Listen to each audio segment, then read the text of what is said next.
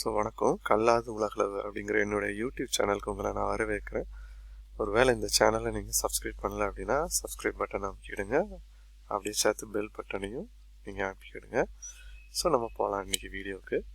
So இன்றைக்கி பார்த்தீங்கன்னா நிறைய நம்மளுடைய இளைய தலைமுறை பார்த்திங்கன்னா நிறைய அவங்களுடைய பைக்கில் 46 அப்படிங்கிற நம்பரை அடிச்சிருப்பாங்க. இல்லைனா VR46 அப்படிங்கிற நம்பர் ஸ்டிக்கரிங் பண்ணியிருப்பாங்க. இந்த ஸ்டிக்கரிங் எதுக்கு, இந்த நம்பர் எதுக்கு அப்படிங்கிறது நிறைய பேருக்கு ஒரு டவுட் இருக்கலாம். ஸோ அதை பற்றி தான் இன்றைக்கி நம்ம பார்க்க போகிறோம். இந்த நம்பர் யாருக்கு உள்ளது அப்படின்னு சொல்லி. ஸோ இதில் பார்த்தீங்க அப்படின்னா நம்பர் 46 அப்படிங்கிற ஒரு நம்பர். இவருடைய நேம் பார்த்தீங்கன்னா வேலண்டினோ ரோசி அப்படின்னு சொல்லிட்டு இவருடைய நேமு. இது என்ன ஸ்பெஷல் அப்படின்னா இவருக்கு இன்னொரு நிக் நேம் கூட இருக்குது, தி டாக்டர் அப்படின்னு சொல்லுவாங்க. இவர் ஒரு இட்டாலியை சேர்ந்த ஒரு பைக் ரேசர். ஸோ நிறையா பைக் ரேசர்ஸ் இருக்குது இந்த இதில், ரேசிங் இதில். அதில் பார்த்தீங்கன்னா இவர் ஒரு இட்டாலியை சேர்ந்த ஒரு பைக் ரேசர். இவர் 16 February 1979 பிறந்திருக்கிறாரு.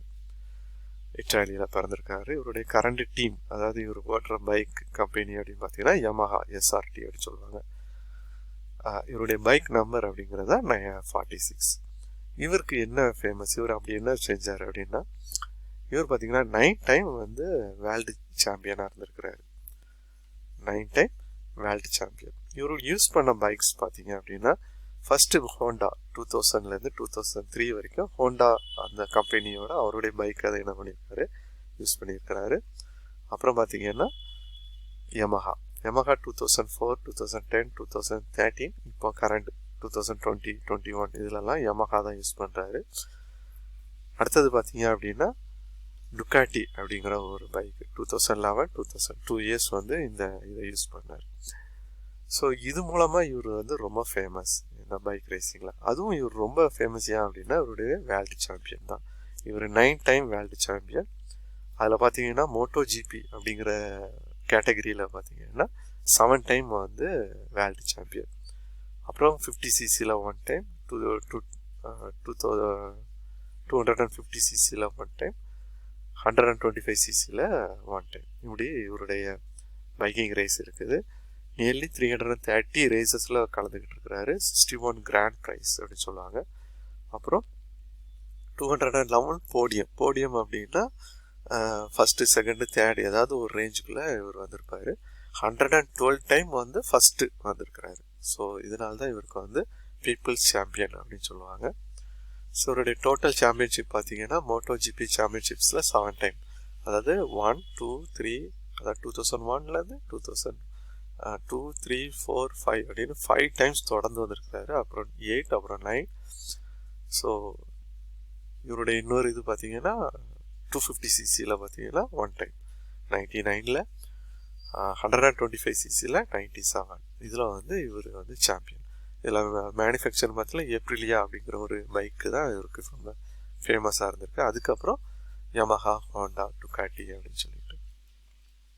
சர்க்கியூட் இந்த அது எப்படி சாம்பியன்ஷிப்ஸ் கால்குலேட் பண்ணுறாங்க, எப்படி சாம்பியன்ஷிப்ஸ்னு சொல்கிறாங்க அப்படின்னா நிறைய சர்க்கியூட்ஸ் இருக்கும். ஒரு இயருக்கு அப்படின்னு பார்த்தீங்கன்னா மினிமம் 15 சர்க்கியூட்ஸ் இருக்கும். அது என்ன சர்க்கியூட் அப்படின்னா இதுதான் சர்க்கியூட்.